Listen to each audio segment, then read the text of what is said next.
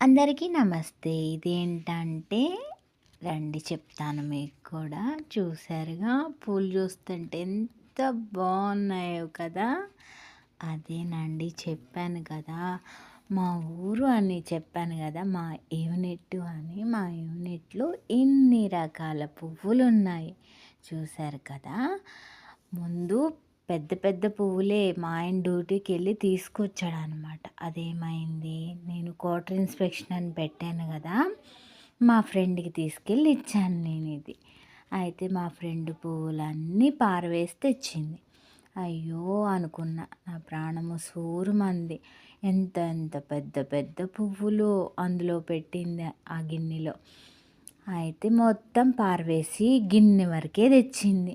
ఇంకేం చేయాలి, మళ్ళీ మా ఆయన్ని పీటీకెళ్తుంటే బతిమిలాడి బతిమిలాడి తీసుకురమ్మని చెప్పా. ఒకరోజు చెప్పా తీసుకురాలా, రెండో రోజు చెప్పా తీసుకొచ్చాడు. చూడండి, అబ్బా ముద్దు ముద్దుగా ఉన్నాయి గులాబీ పూలు, ఎంత బాగున్నాయో కదా! నేనైతే హాల్లో పెట్టుకుంటానా, ఆ గిన్నె ఇంకే చూసుకుంటా కూర్చుంటా. మనసు బాగోలేదనుకో చూపంతా అటే వెళ్ళిద్దనమాట. అప్పుడు మంచిగా ఉండిద్దనమాట. గులాబీ పూలు ఎంత బాగున్నాయో కదా!